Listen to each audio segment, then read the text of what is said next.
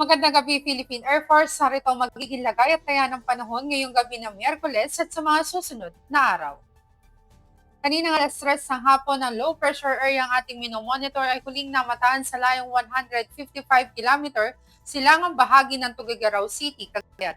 Ang nasabing LPA, mataas ang tsansa na mag-develop bilang isang bagyo within the next 24 hours. Ang kung ating mapapansin din, patuloy itong kumikilos patungo dito sa landmass sa may silangang bahagi ng Northern Luzon, kaya't di natin inaalis ang posibilidad na magtaas agad ng tropical cyclone wind signal number 1 once na ito ay nag-develop na bilang isang bagyo dito sa may silangang bahagi ng Northern at Central Luzon. Samantalang sa ibang nalalabing bahagi ng ating bansa, asahan natin ang patuloy na pag-iral ng southwest monsoon o hanging habagat, partikular na apektado pa rin ang central at southern portion ng Luzon, maging ang Visayas, ganoon na rin ang Mindanao.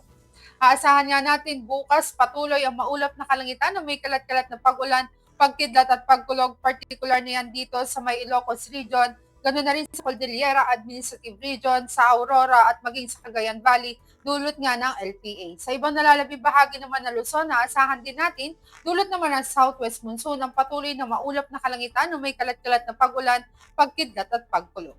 Dito naman sa Kabisayaan, particular na sa kanlurang bahagi, dulot din ng southwest monsoon, aasahan natin na maulap na kalangitan na may kalat-kalat na pag-ulan, pagkidlat at pagkulog. Para naman sa ibang nalalabing bahagi ng Visayas, ganoon na rin sa buong Mindanao, aasahan naman natin ang bahagyang maulap hanggang sa maulap na kalangitan, ngunit di natin inaalis sa mga posibilidad ng mga pulupulong pag-ulan na kuminsan ay may pagkidlat at pagkulog, lalo na sa dakong hapon o gabi.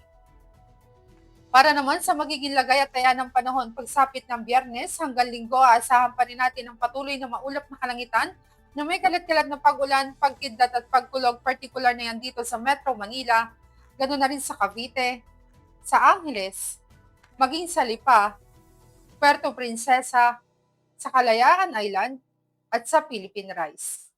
Dito naman sa Lapu-Lapu, maging sa Davao, at sa Zamboanga, aasahan naman natin ang bahagyang maulap hanggang sa maulap na kalangitan, ngunit may mga posibilidad pa rin yan ng mga pulupulong pag-ulan na kuminsan ay may pagkidlat at pagkulog.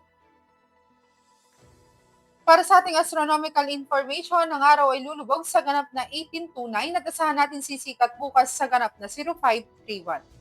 Para sa ating moon illumination, meron tayong 47% increasing. At yan ang latest update natin sa weather. Para manatiling updated sa lagay at taya ng panahon, i-follow lamang ang Air Force Weather Center sa aming mga social media accounts.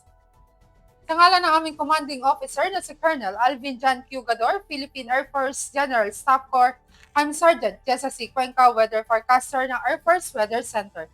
Muli magandang gabi, Philippine Air Force.